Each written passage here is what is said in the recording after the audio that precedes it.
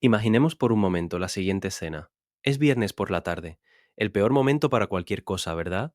En las oficinas centrales de una empresa cualquiera se apagan las luces, los ordenadores entran en reposo y todo el equipo comercial se marcha a casa con la tranquilidad de haber cerrado una semana fantástica. Las ventas van bien, la página web de la empresa está impecable, todo es perfecto. Sin embargo, en ese preciso instante en un foro especializado en tecnología o en un hilo de una red social, un cliente frustrado escribe una queja feroz. Y ojo, no menciona la marca. Ese es el quid de la cuestión. De hecho, escribe el nombre de la empresa con una falta de ortografía, fruto de escribir rápido y con enfado desde el móvil. Alguien más le responde. Luego otro. Durante todo el fin de semana, ese hilo crece como una bola de nieve inmensa. Para cuando el equipo vuelve a la oficina el lunes por la mañana y enciende los monitores, una queja aislada se ha convertido en una crisis de reputación viral indexada en los motores de búsqueda. Y nadie, absolutamente nadie en la empresa, lo vio venir. Se trata de un escenario escalofriante y, lamentablemente, mucho más habitual de lo que parece. Existe la falsa creencia de que, si mantenemos nuestros propios canales limpios y ordenados, nuestra reputación está a salvo. Como si con tener el escaparate bonito bastara. Pero la realidad es que el ecosistema digital funciona con sus propias reglas. Las conversaciones suceden constantemente, participemos nosotros o no. La reputación ya no es lo que una marca dice de sí misma en un anuncio superpulido, sino lo que los usuarios dicen de ella cuando cree que la marca no está escuchando.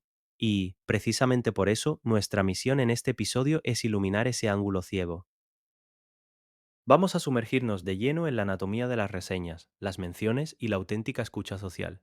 No nos quedaremos en la superficie contando cuántos me gusta tiene una foto. Vamos a aprender a rastrear el pulso de la red, a entender cómo funcionan las herramientas de monitorización y, lo más contraintuitivo de todo, a ver cómo una crisis, si se gestiona adecuadamente, puede generar más confianza que un historial inmaculado de reseñas perfectas. Hay que desterrar cuanto antes la idea antigua de las relaciones públicas como un monólogo. La típica situación de soltar el discurso y ya está. Históricamente, el objetivo era emitir comunicados de prensa y cruzar los dedos para que alguien los publicara. Pero hoy en día hemos superado ese modelo unidireccional y hemos pasado a uno basado en la inteligencia de datos. Se trata de comprender que cada fragmento de texto en Internet, ya sea un comentario en un blog o una reseña en un portal, es un bloque de construcción. Y los algoritmos utilizan esos bloques para decidir si somos relevantes y fiables, y si merecemos aparecer en los primeros resultados de búsqueda. Vamos a analizarlo desde los cimientos, porque aquí hay un salto conceptual importante. Entendemos que las opiniones importan, faltaría más, pero ¿qué mecanismo psicológico y técnico hace que un simple comentario en un blog independiente tenga tanto peso? Hablamos del concepto de prueba social, el social proof, pero llevado al extremo. Es como si antes intentáramos convencer a toda una plaza usando un megáfono gigante y ahora dependiera de que miles de personas se susurraran recomendaciones al oído en medio de una fiesta. Y esa imagen del susurro es clave, porque toca la esencia misma de la credibilidad. Cuando una empresa emite un mensaje, el cerebro del consumidor moderno levanta inmediatamente una barrera de escepticismo. Es lógico, sabemos que nos quieren vender algo, que hay un interés transaccional detrás. Sin embargo, cuando ese mismo mensaje o una versión menos pulida del mismo proviene de un tercero, ya sea un foro de nicho, un boletín especializado o un usuario independiente, esa fricción desaparece de golpe. Psicológicamente, asumimos que esa persona no tiene motivos ocultos para mentir. Y lo fascinante aquí es que, desde un punto de vista técnico, los motores de búsqueda imitan esta psicología humana. Un enlace entrante, lo que en SEO se conoce como backlink, si proviene de un medio respetado hacia nuestra web, el algoritmo lo interpreta como un voto de confianza. No se trata de la cantidad, sino de quién te menciona. No se mide en cuántas páginas de un periódico hemos llenado nosotros mismos, sino en cuánta autoridad de dominio nos transfiere ese enlace de terceros. Si aplicamos la lógica de que cualquier mención genera atención, nos viene inevitablemente a la cabeza el viejo mantra del mundo del espectáculo, que hablen de mí aunque sea mal. Y claro, cuesta mucho creer que en un entorno digital tan hiperconectado, donde una mala reseña puede hundir tu nota media en un segundo, cualquier mención siga siendo buena. ¿De verdad nos beneficia acumular reseñas simplemente neutrales o incluso un poco críticas? Bueno, esa es precisamente una de las grandes trampas del marketing clásico. Ese mantra es profundamente tóxico en la actualidad. Pero hay un matiz fascinante. Una reseña ligeramente crítica o neutral no es un fracaso. Es un ancla de autenticidad. Pensemos en cómo compramos nosotros mismos. Si vamos a comprar, por ejemplo, unos auriculares y vemos 300 reseñas con 5 estrellas y textos maravillosos que dicen que te cambian la vida, saltan las alarmas. Es el típico síndrome de, uy, esto es demasiado bueno para ser verdad. El algoritmo interno del consumidor sospecha inmediatamente de que pueden ser falsas o estar compradas. En cambio, un perfil de reseñas que incluye comentarios de 4 o 3 estrellas, donde alguien señala que el producto es genial, pero que el embalaje venía un poco abollado, aporta una buena dosis de realidad. Hace que las buenas parezcan reales. Valida todas las reseñas positivas de 5 estrellas, porque demuestra que el sistema no está manipulado, que es real. Además, operativamente, esa crítica específica sobre el embalaje es inteligencia de negocio totalmente gratuita. Te permite detectar una fricción logística real. Oye, los paquetes llegan dañados, sin tener que pagar miles de euros a una consultora externa para que audite tus procesos. Y esto nos lleva, inevitablemente, a plantearnos dónde tienen lugar estas conversaciones. Porque el campo de batalla no es uniforme, desde luego.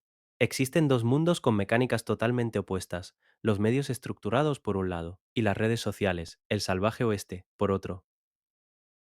Los medios estructurados, revistas digitales, blogs profesionales, portales verticales, tienen filtros.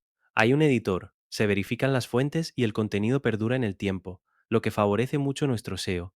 Sin embargo, en los foros y en las redes sociales reina el caos, la inmediatez y la reacción visceral pura. Ante esto, es enorme la tentación de mirar hacia otro lado. Es el clásico efecto avestruz de meter la cabeza bajo tierra. ¿Para qué tirar piedras sobre nuestro propio tejado bajando el barro de un foro sin ningún tipo de moderación? Sin embargo, crear esa burbuja de aislamiento es un error letal. Renunciar a monitorizar las redes sociales y los foros implica crear puntos ciegos estratégicos gigantescos. El problema es que los ciclos de vida de la información se retroalimentan. Una crisis rara vez comienza en la portada de un periódico digital serio. Nace en el barro. Puede empezar con un vídeo de un usuario quejándose en una red social o saltar a una comunidad hiperactiva en un foro donde cientos de personas validan esa queja y aportan sus propios casos. Y es entonces, justo al detectar esa viralidad, cuando el periodista del medio estructurado decide escribir un reportaje en profundidad al respecto. Los medios serios pescan en el caos de las redes sociales. Si ignoramos la fase del caos, cuando queramos reaccionar, el incendio habrá devorado el bosque entero y ya estará en la portada del periódico. Pretender que el caos no existe solo garantiza que nos enteremos de la crisis cuando ya sea humanamente imposible apagarla. Y aquí existe una tendencia enorme a confundir monitorizar con escuchar. Pasa muchísimo. Monitorizar es como asomarse a una sala enorme solo para ver cuánta gente hay dentro.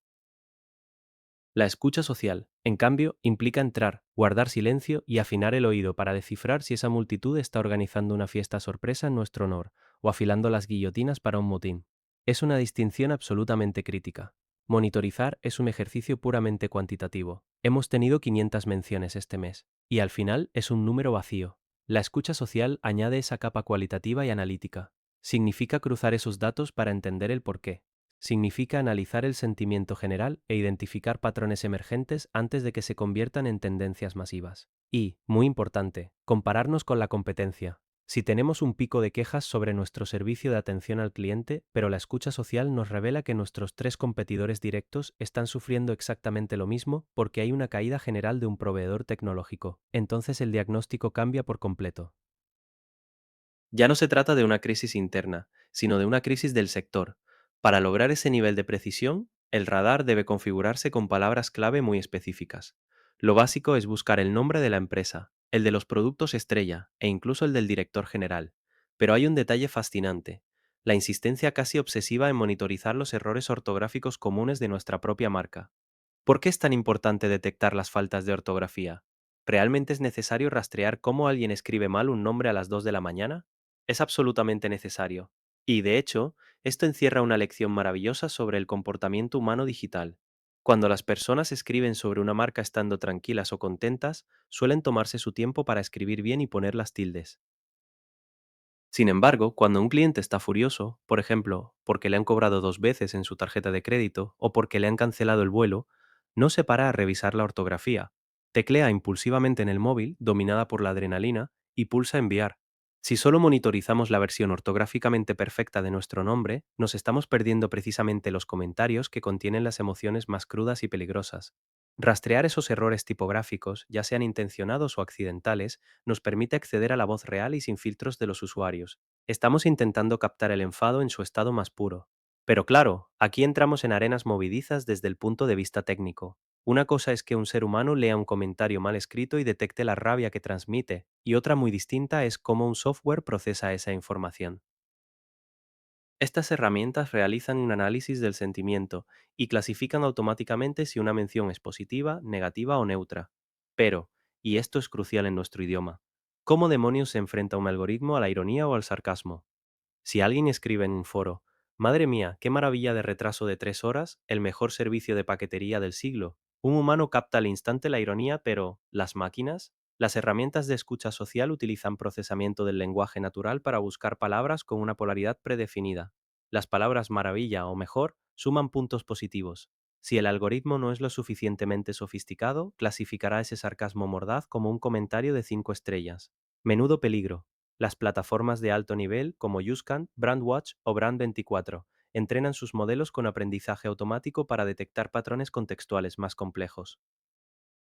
Analizan agrupaciones de palabras e incluso el uso excesivo de signos de puntuación. Si pones 5 exclamaciones seguidas, por ejemplo, eso ya les da una pista de que igual no es tan positivo. Pero aún así, fallan. Por eso, el análisis automático del sentimiento debe usarse como un faro direccional, una brújula general para detectar tendencias. Nunca debe sustituir a la lectura humana de las muestras de datos, sobre todo cuando se produce un pico de actividad anormal. Tenemos la estrategia, sabemos qué palabras clave buscar y por qué las faltas de ortografía son auténticas minas de oro emocionales. Ahora hay que remangarse y bajar a la sala de máquinas, porque necesitamos construir ese radar sin morir en el intento. Rastrear toda la red a mano es humanamente imposible. Nuestro arsenal táctico abarca desde lo más básico hasta verdaderos paneles de control de la NASA, con el objetivo de lograr lo que podríamos llamar la mención perfecta directamente en nuestra bandeja de entrada. En la base de la pirámide encontramos herramientas gratuitas como el uso estratégico de Google y la configuración de las alertas de Google, los famosos Google Alerts. Muchos menosprecian las alertas de Google por ser una herramienta gratuita. Parece muy básica, pero si se configura con maestría es un primer paso tremendamente sólido. El error habitual es ir, poner el nombre de la marca, darle a guardar y olvidarse. Al día siguiente, el correo está lleno de basura. Eso genera una avalancha de resultados inservibles. El enfoque profesional implica utilizar operadores booleanos.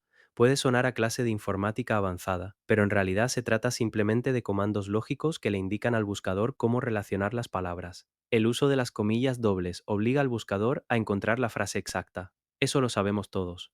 Sin embargo, la verdadera magia reside en el operador de exclusión, que generalmente se representa con un guión normal del teclado. Imaginemos que nuestra empresa de desarrollo de software se llama Manzana Lógica. Si configuráramos una alerta solo para la palabra manzana, recibiríamos miles de alertas diarias sobre agricultura, dietas y recetas de tartas. Sería una pesadilla operativa. Por eso usamos el operador de exclusión y configuramos la alerta como manzana lógica, pero excluyendo fruta, receta, tarta y árbol. Con esta sencilla maniobra eliminamos el 90% del ruido. Además, podemos usar operadores de proximidad o combinaciones complejas con los términos AND y OR en inglés para cruzar búsquedas y encontrar nuestra marca junto a palabras como estafa, problema o por el contrario, increíble. Y ojo, es tan importante como las palabras clave dominar la frecuencia de llegada. Las alertas críticas sobre directivos o problemas legales graves deben llegar en tiempo real. Sin embargo, las alertas de vigilancia sobre el sector en general o sobre los movimientos de la competencia deben agruparse en un resumen semanal. Así pasamos del colapso informativo a la verdadera inteligencia de negocios. Así no nos volvemos locos mirando el móvil cada 5 minutos. Cuando ese nivel más artesanal se queda corto porque el volumen de datos crece exponencialmente, desplegamos la artillería pesada, herramientas de pago como Mention, ideal para empresas más pequeñas, o Brand24, que empieza a cruzar datos históricos para crear gráficos de tonalidad en tiempo real. Suponen un enorme salto cualitativo, y así llegamos a plataformas de nivel empresarial masivo como Talkwalker o Sprout Social. La ventaja no radica solo en que recogen más datos en bruto, sino en que estructuran todo este caos de forma visual. Estas plataformas de pago absorben cientos de miles de puntos de datos aislados y los convierten en información útil.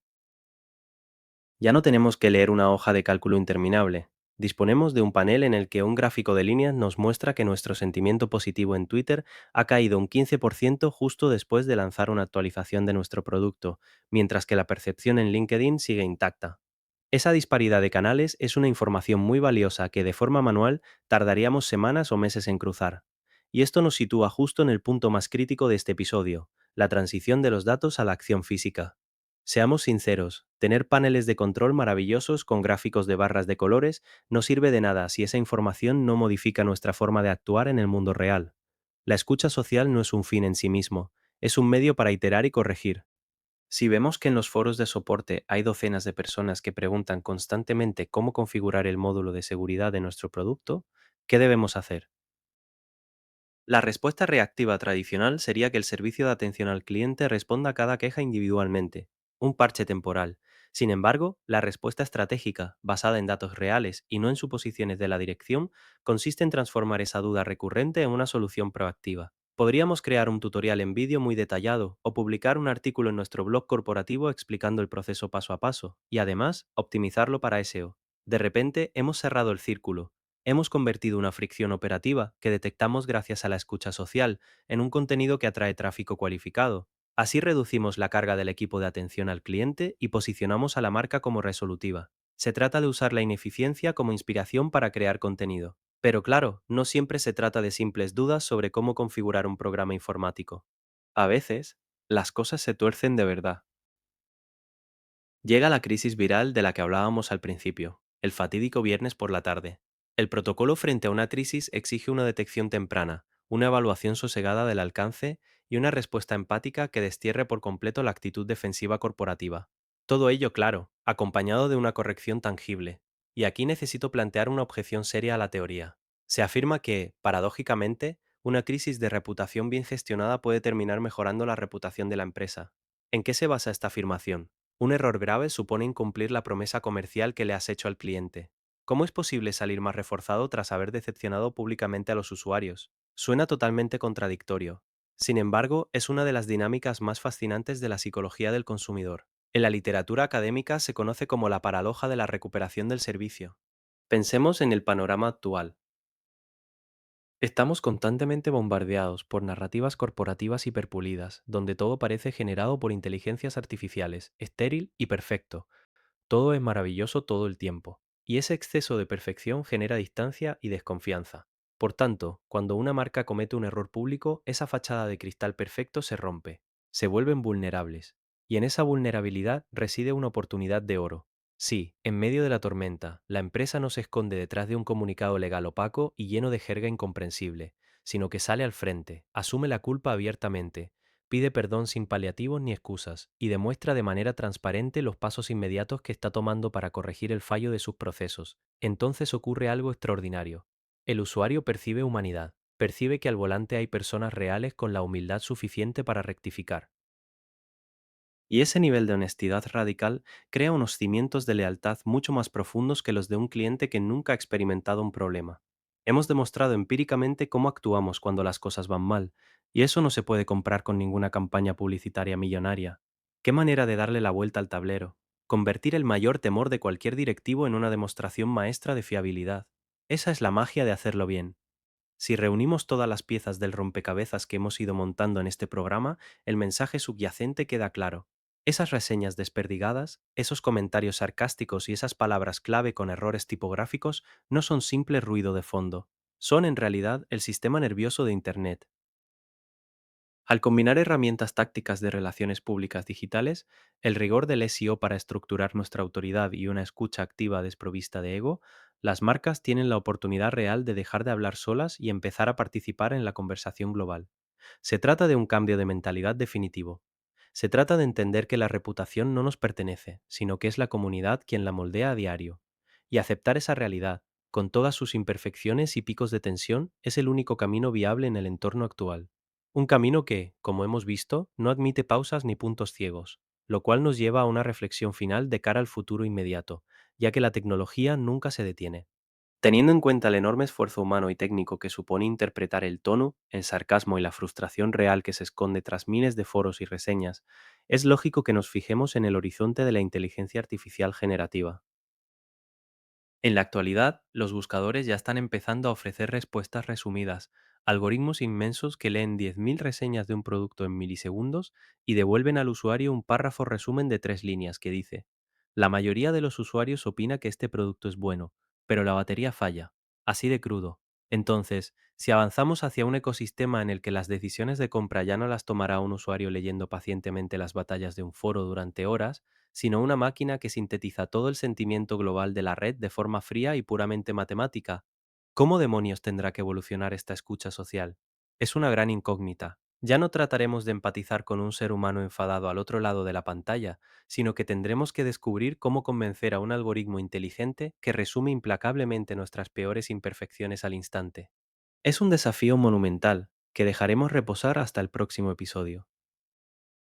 Este podcast se basa en un artículo de mi blog, donde desarrollo en profundidad todas estas ideas sobre escucha social, reputación digital y SEO. Si quieres leer la guía completa con todos los detalles, herramientas y ejemplos prácticos, encontrarás un enlace directo a ella en la descripción de este episodio. Nos escuchamos pronto.